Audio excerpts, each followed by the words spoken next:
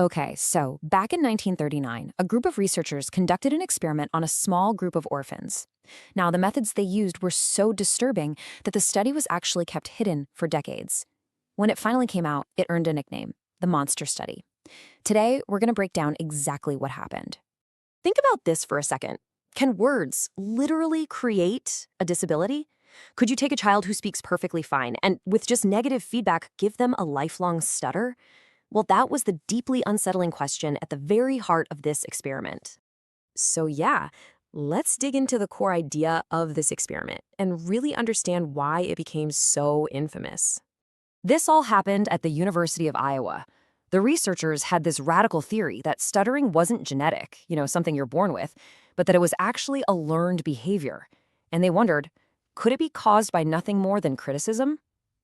The name, the Monster Study, well, that came much later from other researchers who were absolutely horrified when they found out what was done to these kids. Now, to test a theory like this, you need human subjects, and their choice of who to experiment on is really central to this whole controversy. They went to a nearby veterans' home and selected 22 children. And these weren't just any kids. They were orphans living in an institution. This made them an incredibly vulnerable group, right? They had no parents to look out for them, no one to protect them.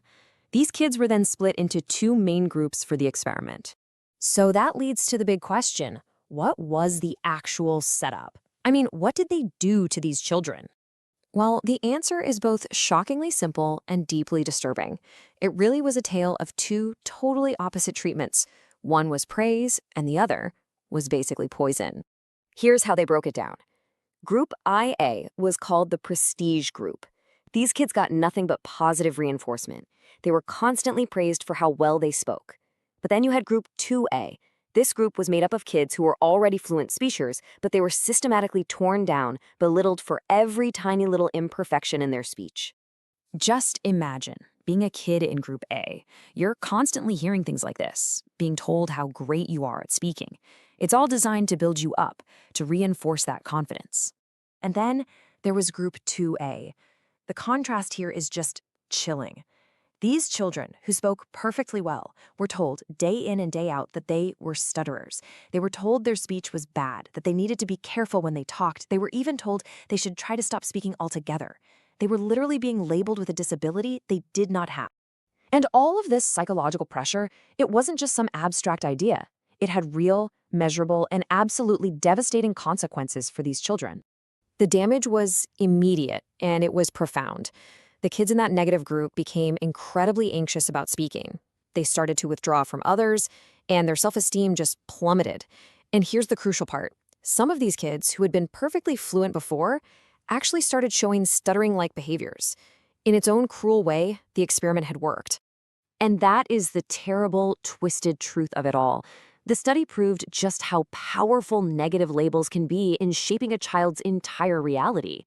The words had quite literally created the disability they were pretending to diagnose. Now, the public fallout wasn't immediate because, as I said, the study was kept quiet for decades.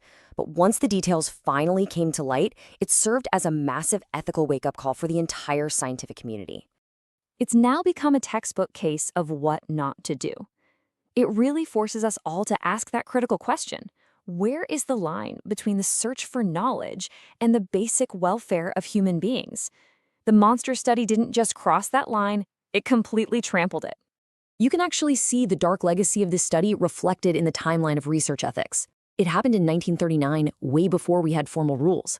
But it stands as this stark warning that led to things like the Nuremberg Code, which demanded voluntary consent, and later, the Belmont Report, which set up core principles, like protecting vulnerable people. Safeguards that were tragically missing for these kids. So, in the end, the Monster Study proved its own hypothesis about the power of words in the most disturbing way you can imagine.